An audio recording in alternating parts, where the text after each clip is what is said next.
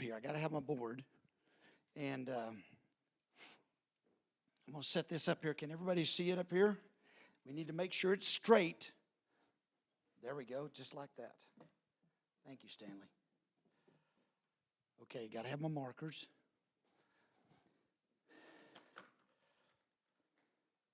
This is our first time in a German service.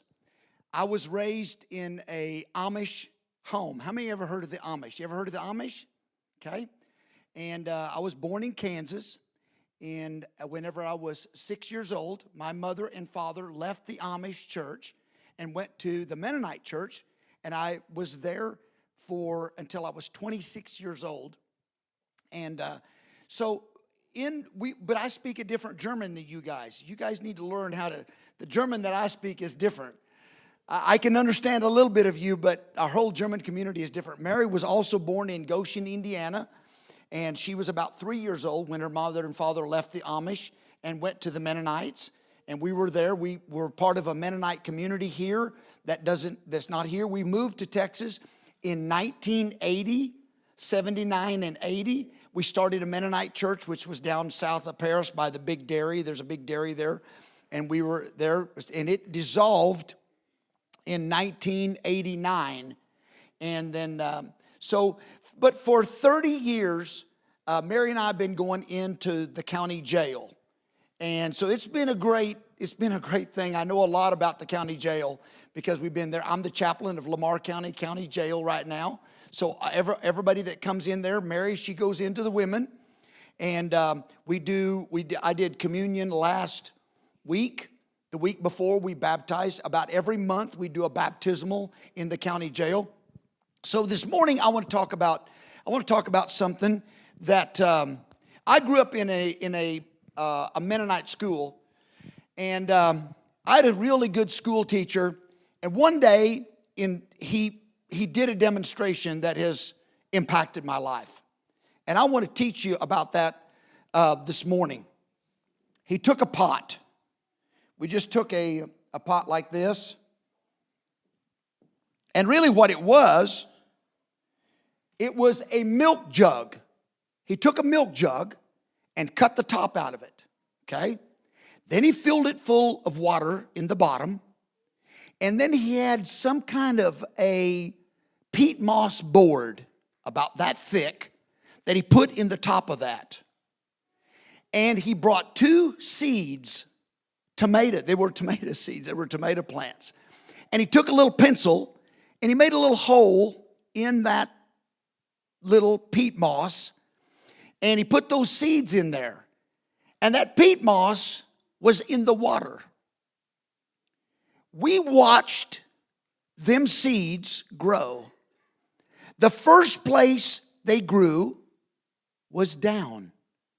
And we watched the roots go down into that water. And when those seeds got those roots down in that water, they started to grow up. And we had some little tomato plants. And we let those seeds grow for about maybe, 2 or 3 months or something like that. I don't know how long. Until those plants were about this high. But the roots were below that. One day, he took a pencil and poked a little hole into that peat moss. It was just a piece of, I don't know what it was. I don't know where he got it. But we all watched this. We set it in the sun in the school.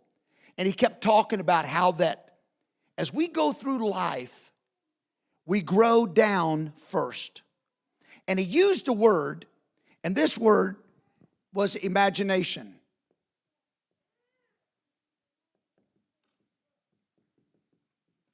And out of that word imagination, we get the word image, which means a picture. So the first thing that happens before anything goes up, here was the peat moss. Here was the 2 little seeds right here. Okay? And this plant, the first thing that happened, it began to grow roots out the bottom, like this. This is our imagination. This is our picture. Before anything grows up, it happens below first. We see it happen, and whatever these roots go into is what produces here. Does that make sense? So we watched these roots go down into this water. This was full of water down here. One day he took a pencil. He made a little hole in there. And he took some red food coloring and made this water red. He made this water red. About the next morning, these plants were turning the most pukey color you ever saw. They started at the bottom. It didn't happen fast. It started at the bottom. And in about 4 days, that whole plant was affected by this red. Today I want to show you in the Bible, we're going to go to some scriptures here in just a little bit, how that wherever your roots go, it doesn't happen fast. But it affects this color.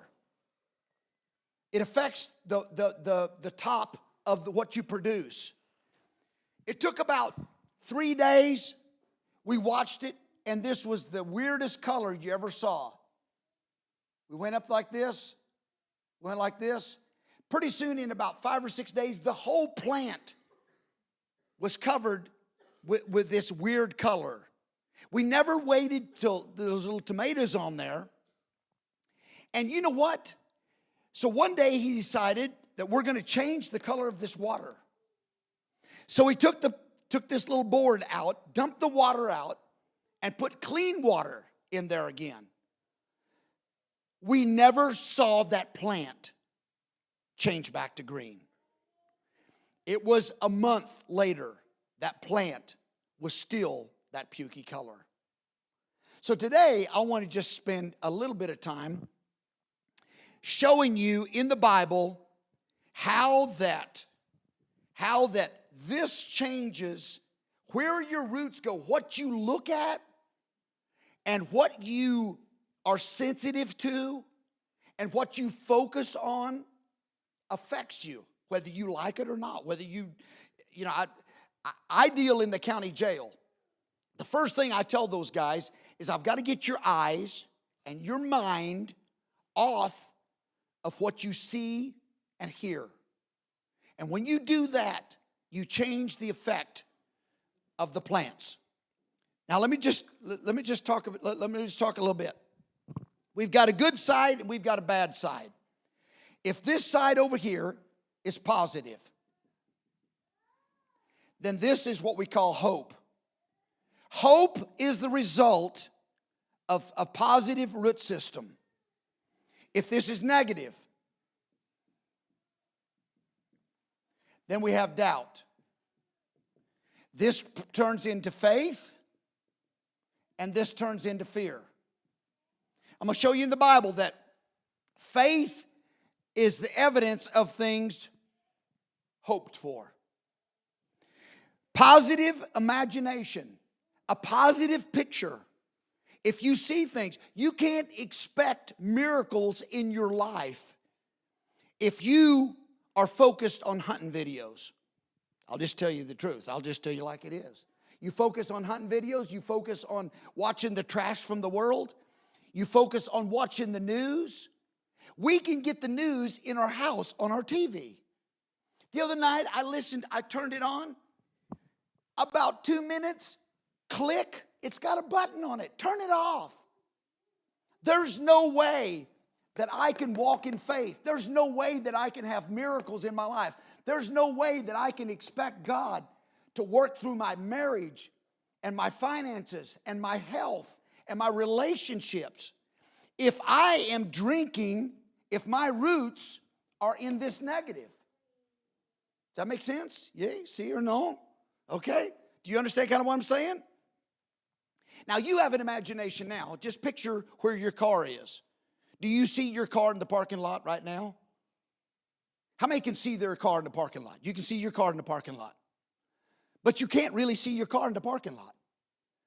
Imagination is the invisible spiritual ability to see a picture. And it is completely based off your choice. It's your choice. It's completely your choice. I have a man that's in one of the dormitories, and I'm very careful how I talk about these guys because they're very private in the jailhouse. It's very private. He's had an alcohol problem for years, and he's been in the jail quite a few times. I came in there the other Sunday, and he was in there. He said he was just bawling, and I said, "What happened?" He said, "I was drunk and had an accident." He said, "I have a 14-year-old son, and I put him in a wheelchair. And the doctor said he will never walk again." He said, "I'm a father, and I drank too much booze one night and had a wreck. And my son is going to have to wheel around in a wheelchair for the rest of his life unless I receive a miracle." I said, the only way you can receive a miracle and God can raise your son out of that wheelchair and get him to walk again is if you put your mind and your imagination, your picture, your image into the positive. If you focus on what is bad, that will grow. I don't care how you think it is. You say, "Well, I can watch just a little bit of pornography and it's okay, it won't bother me." I'm going to show you that it did not, when we put red water in here, it started slowly. Let me take you to a scripture. Matthew 14. Go to Matthew 14. Now, this story is in all the Gospels, but I love the one in Matthew 14. And I'm just going to read down through there, and I'm going to show you how it happens. Matthew 14, verse 22. Now, this was, Jesus had just fed the 5,000 with the loaves and the fishes in Matthew 14, 13 through 21. So then, in 22, he made the disciples get into a boat, and they went to the other side of the Sea of Galilee. And he sent the multitudes away, which they had just eaten. And after he sent them away, he went on to a mountain to pray in 23. And it was evening. He was there alone, 24. But the boat was already a kind of away from the land, and it was being battered by the waves, for the wind was contrary, 25. And in the fourth watch of the night, which was about 3 o'clock in the morning, he came walking on the sea, 26. When the disciples saw him walking on the sea, they were frightened, saying, "It's a ghost." And they cried out with fear. What did they see? Fear is a result. Fear is a result of a negative picture. Fear creates doubt. Negative creates doubt. Doubt creates fear. No wonder everybody was afraid of the pandemic, because their roots went in to CNN News instead of in to God's Word. Does that make sense? So as the roots went into the negative, as it took energy from this negative, slowly, they didn't shut the churches and the businesses down quick, but it slowly filtered up from the bottom. Does that make sense? You don't become an alcoholic or an addict or an angry man or a negative or whatever quickly. It takes time.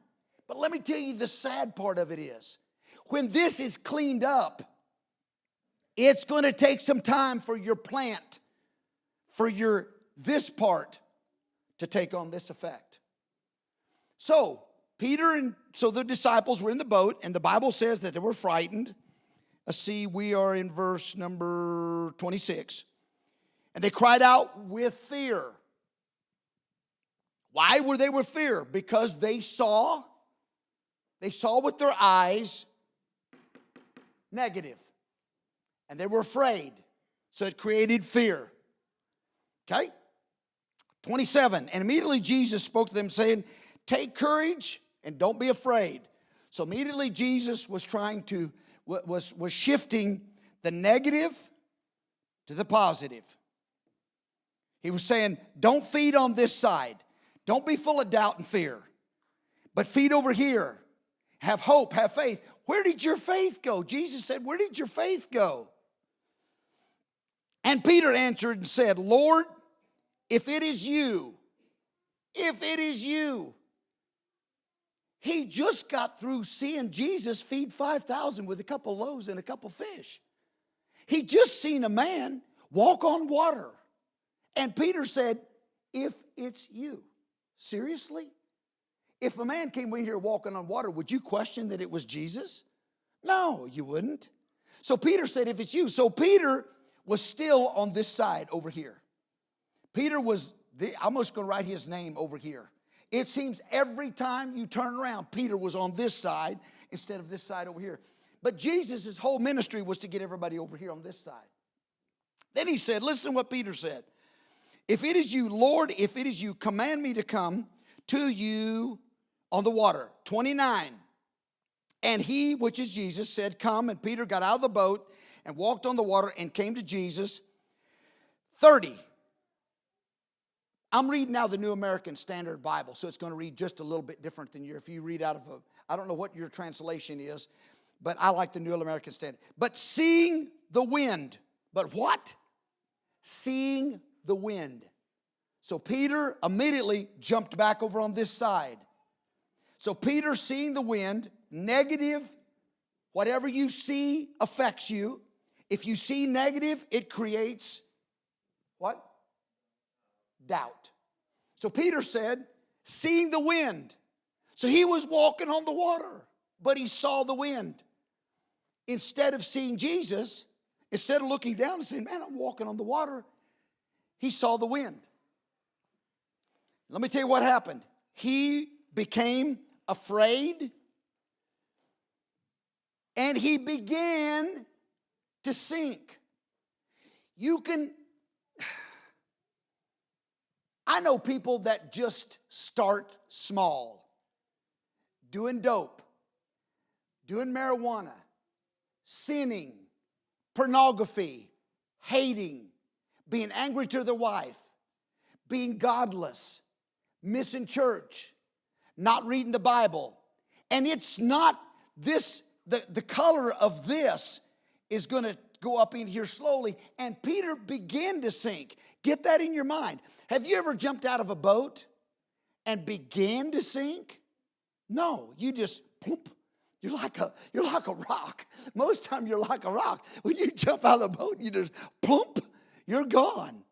But Peter began to sink. That means that his fear of the waves and watching the water in the boat, he began to slowly sink. It's not, most time it don't happen fast. The people up at the jail that are there, they didn't ever intend of being an addict. One guy told me, he said, I just started doing dope with my father when I was a little child, 8 years old. And he said, I've never had a job. I've sold dope all my life. That's all I've ever done. I know the streets. I'm a hustler. That's all I've ever done. But it didn't start this way.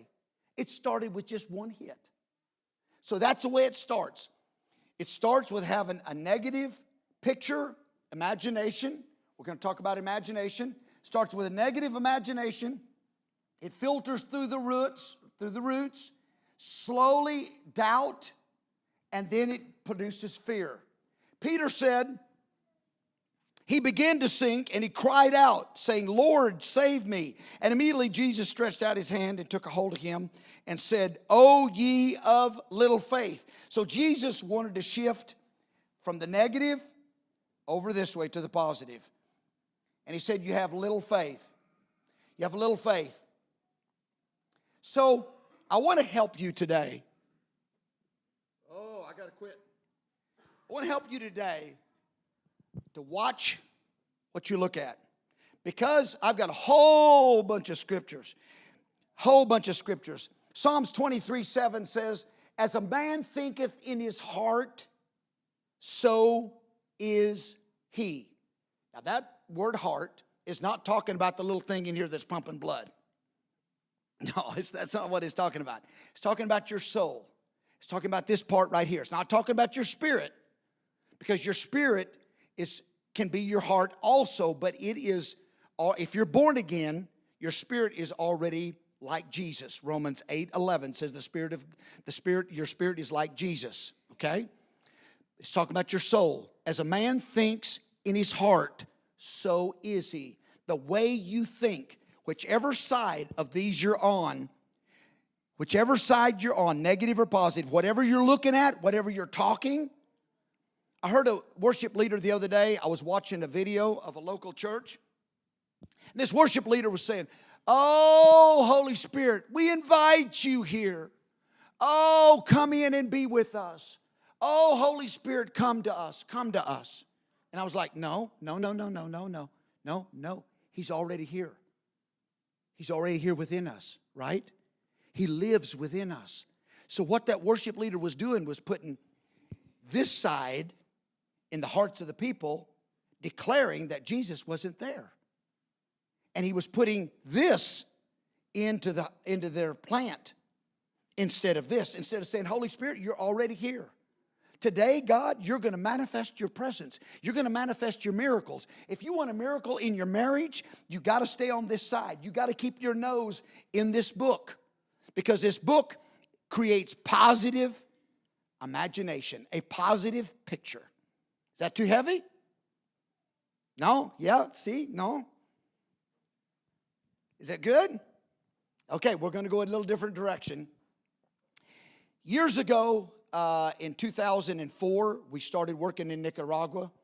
And today, this morning, I want to talk about several things. We got about 6 more minutes. I want to talk about several things that we're doing in Nicaragua. We started there. I've taken 29 trips to Nicaragua. I have been building schools out in the desert. And I've got 3.5 done right now. There's a school that in 2020, they shut the country down and we could not go back and finish the other school. So in August, our team is going back to Nicaragua to see about finishing the other school. But since 2020, there's a pastor and he's a translator. I'll show you a picture of him in a minute. And he said, Galen, God has called me to build a computer English school. So there was a local trailer factory that donated all their computers. They said, come get all our computers. Come get all of them. So I got this pallet together. And this is nuts. But we got this pallet together and we took all these computers and cleaned all the hard drives off of them and took them to Nicaragua. And so we have traded all those in on new ones now. We've upgraded all of them. So now we have 35 students that gather every week in a man's home and in Managua. And we have 13 computers.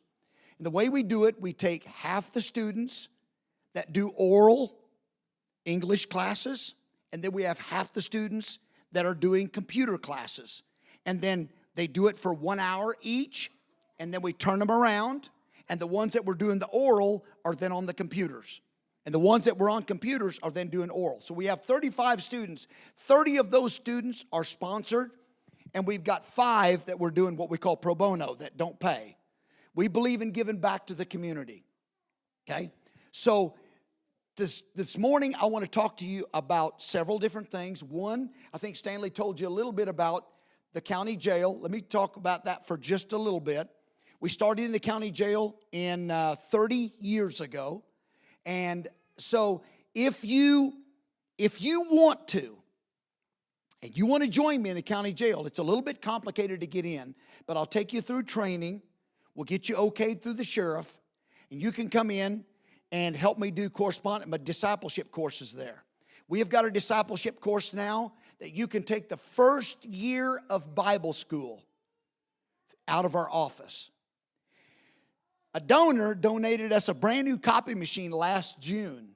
And I checked this week, it has 130,000 copies on it in 10 months.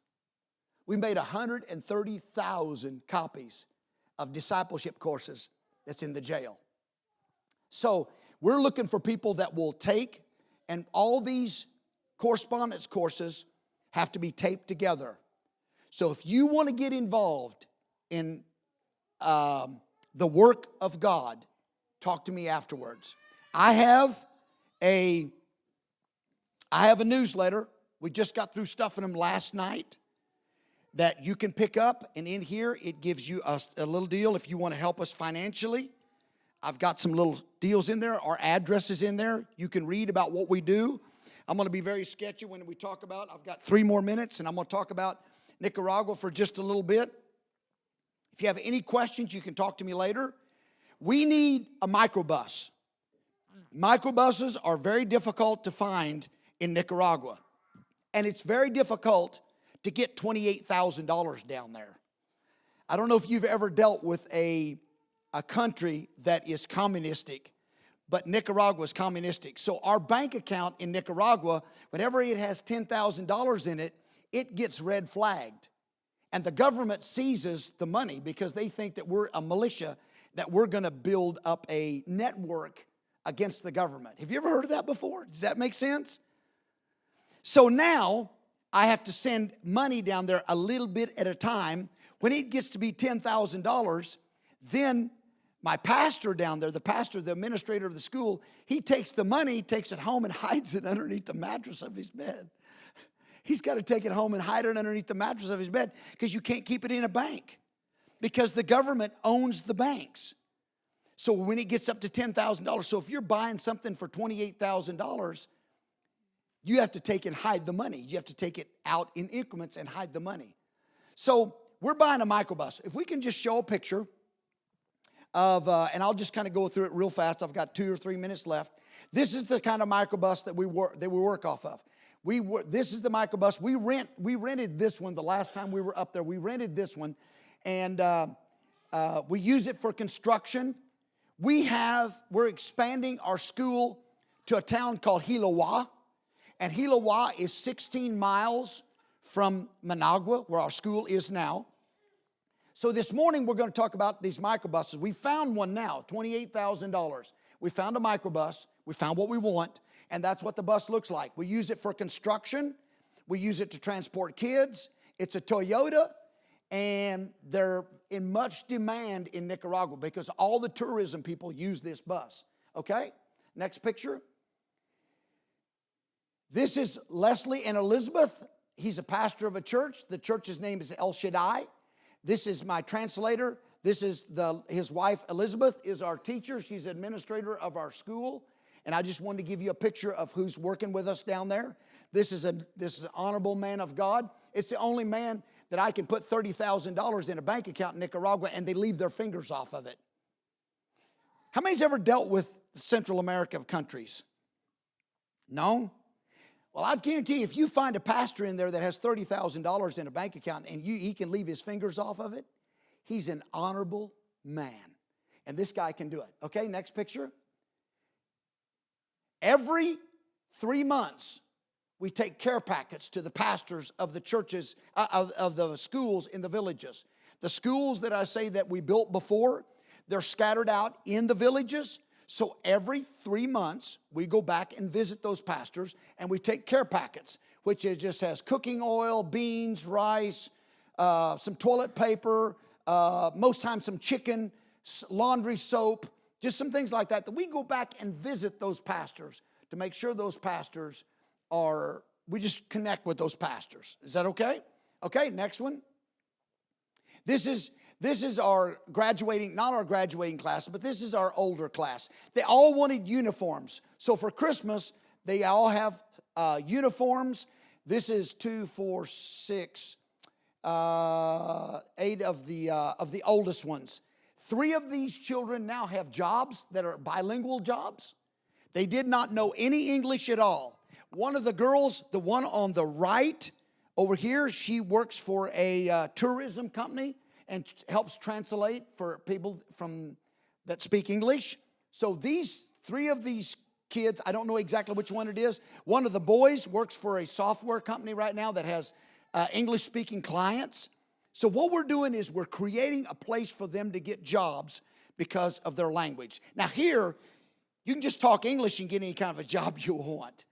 Down there is not so much, okay? Let's see, is that all the pictures? No, this is a class, this is one of our classrooms. And our classrooms are in a man's house. We have 35 kids that have school in a man's house. His bedrooms, we've taken the children's bedrooms, we've taken the back porch, we've got the front porch. So we are in the middle of expanding and going to Hilawa this fall, okay? So that is all we got, and I'm 1 minute late. So thank you all so much. Let me say a word of prayer over you. And my goal this week, if you want, I want you to have one of these. Mary's got some of these here. If you want to know more of what we do, here's a newsletter. We just got it last night. We just put it together last night. Our address is on the inside. You can help us financially.